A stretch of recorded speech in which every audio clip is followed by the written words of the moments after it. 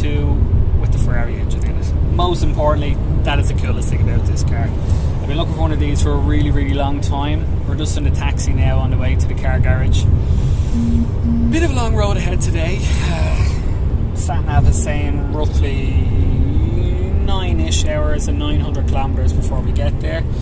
That's only part 1, so we have a nice overnight stay, maybe a couple of drinks and see how we feel.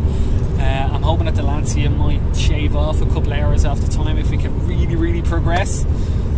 But I like to drive very slow, so that's definitely not going to happen.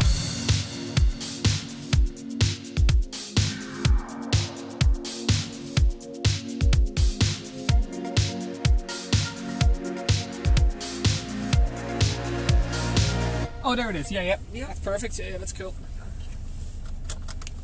So we just got here and it's as good, if not better, than I thought it was going to be. I'm saying that quietly in case you charge me any more money.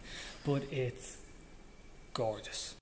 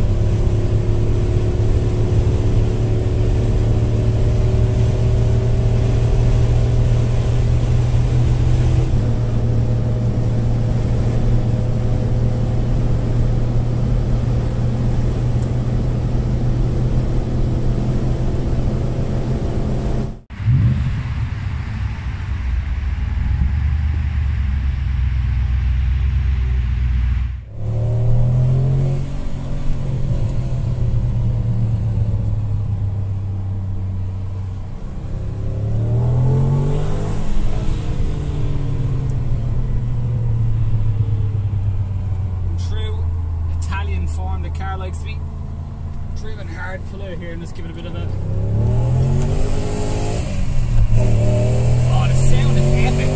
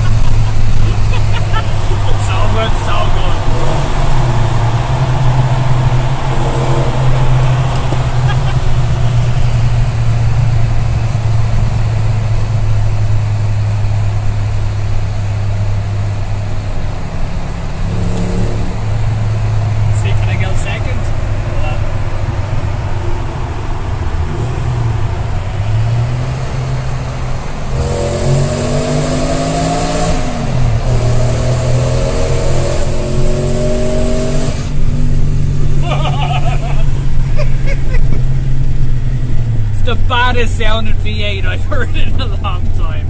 Oh man. A little over 5 hours into the journey, and the more I drive the car, the more I can't believe that this car exists. So imagine the scenario where Lancia and Ferrari came together and they said, we need to make a car that's going to be similar or comparable to an M5. Oh, I know what we'll do. We'll put a Ferrari V8 in the front of a Lancia Thema. That was the conversation that they had. And then they said, oh, well, hold on, with the shape of the body and the way things are with it, oh, it won't work. Oh, okay, we'll have to make it a front-wheel drive car.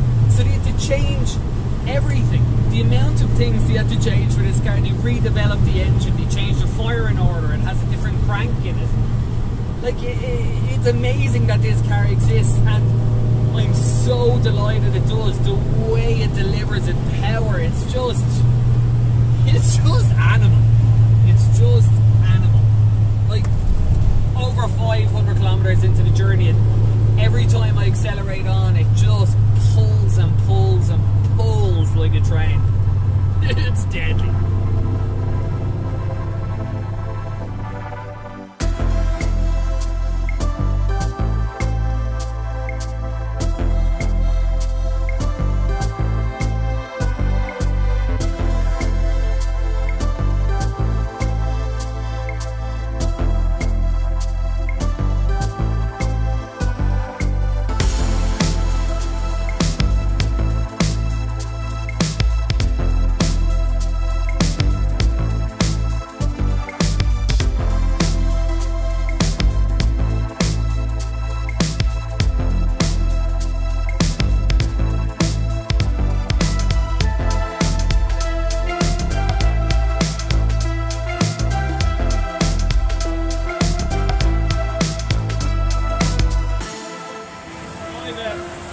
Fourth petrol stop of the day. Don't even want to guess what our fuel consumption is. I'd say it's 14 miles, 15 miles to the gallon. We're only averaging about between 350 and 400 kilometers a tank, and it's a 70 litre tank, so you do the maths. So it's miles per gallon, but pretty damn crap. So we've just come into Bruges now. The car has just been performing perfectly. I'm just going to start it up just to get a quick sound of it. That's it over there. Well, that's a smaller brother, I suppose. So.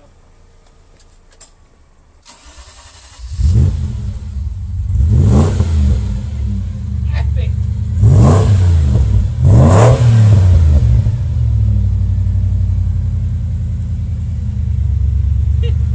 Even to watch how quick. If the flywheel must be seriously light in this. It's just boom. The best sounding saloon ever.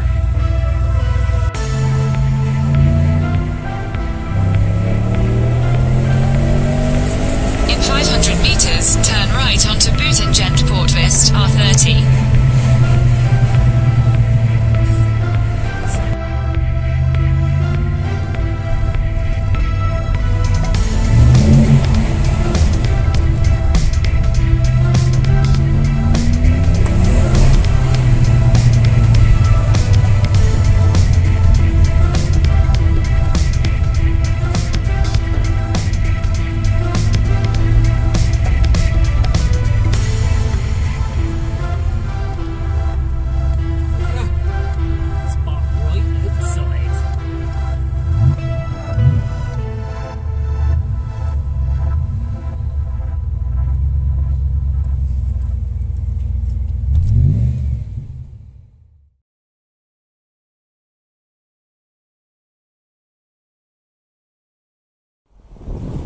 So, day 2 of our trip, early start, leaving Bruges probably in the next 5 or 10 minutes.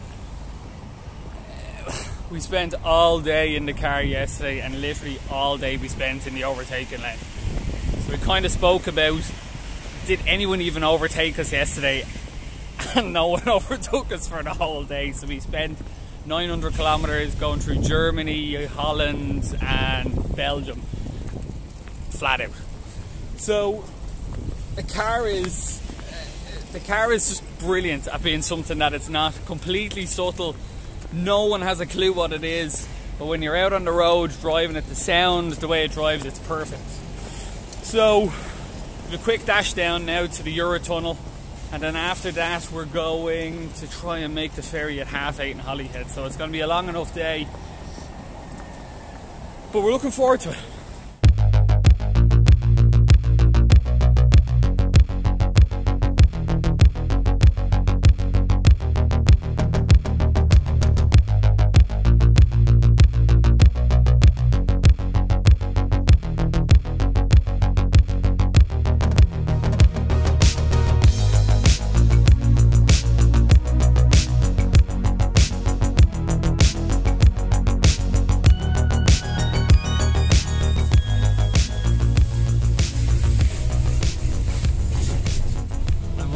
What the fastest anyone's ever driven in this. Don't do it. I'm not immature, I'm immature.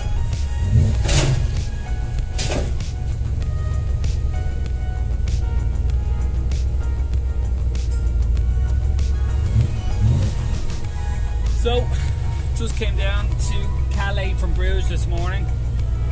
We've been playing a game the whole trip, beat the sat-nav. So if the sat-nav tells us we're going to arrive there at 10 o'clock, we try and beat it, obviously, by going as fast as we can.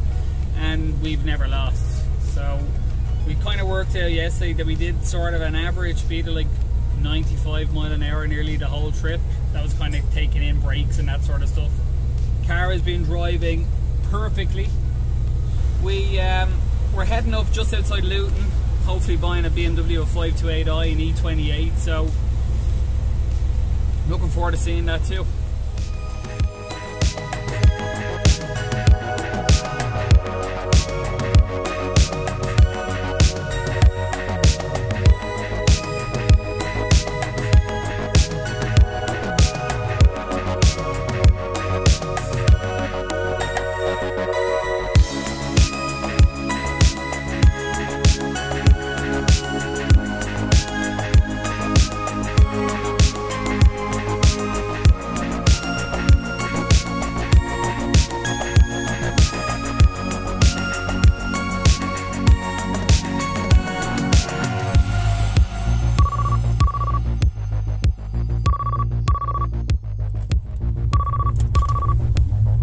Hello?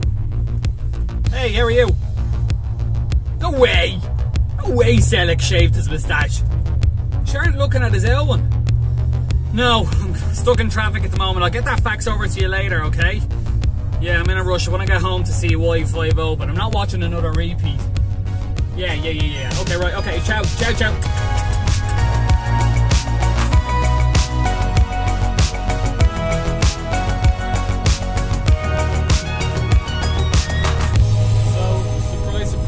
Traffic has been absolutely crap in the UK. We decided to get off and we thought we'd go on some B roads to see what that'd be like, but needless to say, even the B roads had traffic. So it's Friday, it's not a great day to be driving in the UK, but we just want to give you a bit of a feel about the car. First of all, 2 settings for the suspension, automatic and sport, and I really thought that was more or less just a gimmick, because in all fairness, it is a Lancia, so we just thought that was, you know, much of a muchness. But after leaving it on auto, the car drives really supple. But on any of the twistier roads, it's not really confidence inspiring would be the way I'd like to put it. So in sport, the suspension is a lot firmer, an awful lot firmer. The other thing that this car has is speed sensitive steering. So the quicker you go, the more feeling you get. But when you're down low at slow speeds, it's very light. The controls are really good. Throttle response, clutch response, the gearbox is beautiful, really good. So we're just gonna downshift and go. And it really pulls.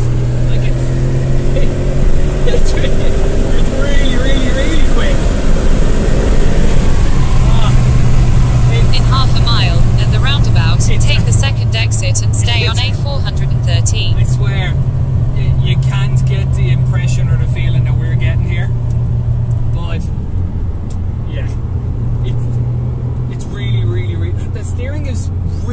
feedback. Brakes are average enough. I think I was expecting a little bit more, but it's quite heavy, nose heavy as well. Turn in is mediocre. We're coming up to a roundabout now. We'll see what it's like. Just giving a bit. And second gear, lean in. Now we're in sport. I'm dabbing the brakes. Now I can feel it. It feels heavy. Exit the roundabout onto A413. Definitely has it. But In half a mile, in the roundabout, continue straight onto Gravel Hill, A413. you'll have to excuse the sat-nav lady giving us instructions, but we're in a rush to try and get this BMW. But on the whole, yeah, it does it all.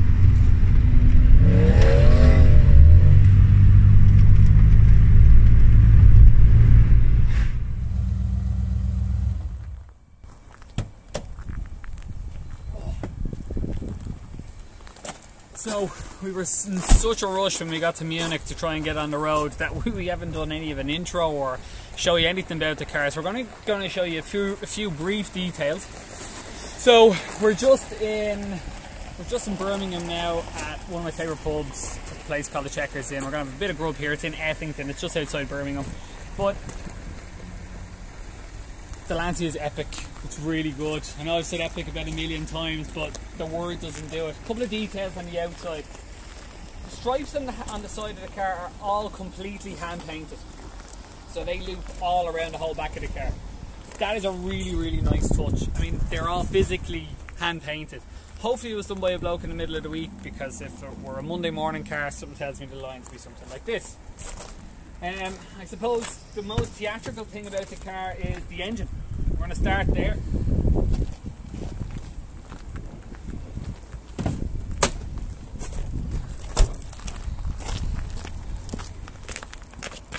One thing I've noticed is how heavy the bonnet is. It's super heavy.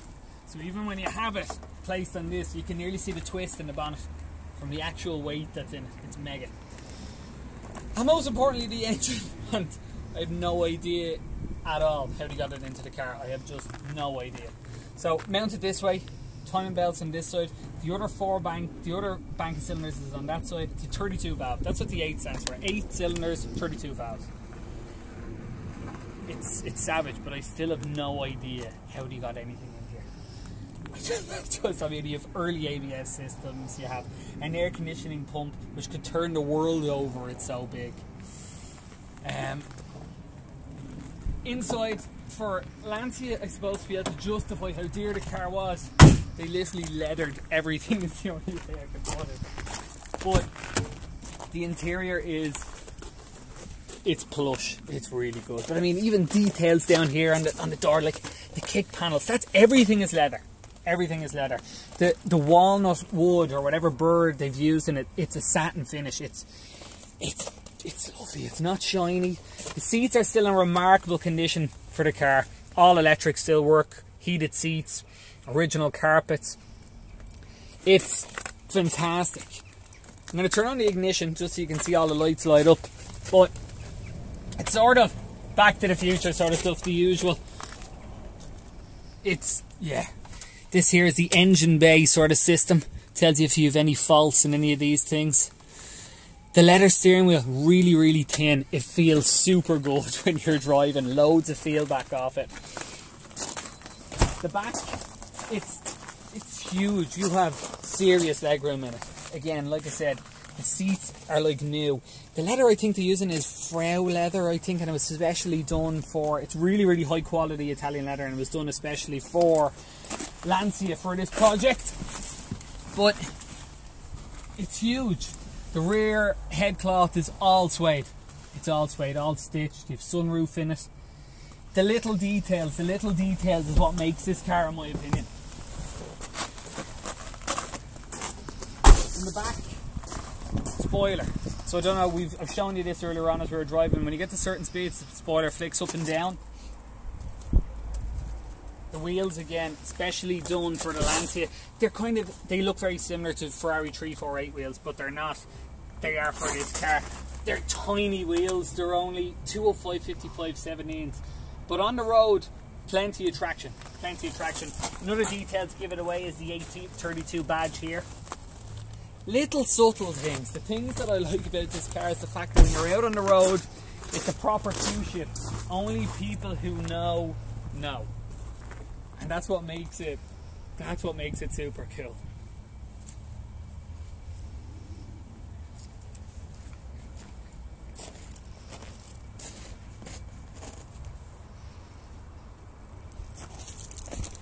So as we mentioned earlier on, we picked up one more car when we're out here. Picked up the lovely 1985, I think it is, an E28 528i SE, very, very high spec car, but we're going to do a video on that when we get it all prepped and everything. But it's a good companion car. It's a good companion car for the trip. So we're going to have a bite to eat, and then maybe do some tunnel runs on the way to Holyhead, get some sound quality stuff.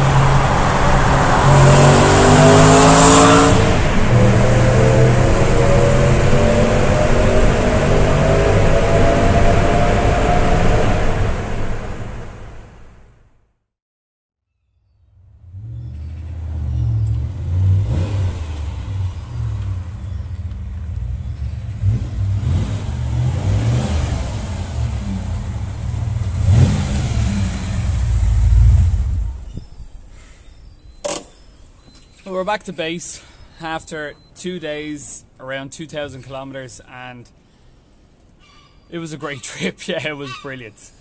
To say that I'm not disappointed by this car. They say you should never meet your heroes, but this car has definitely not disappointed. It did exactly what I wanted it to do. It munched up Autobahn. We spent the whole trip in the overtaking lane. It was brilliant. I'm really too tired nearly to talk now, but I hope you guys liked our video. Make sure you like and subscribe, and I'll see you again soon.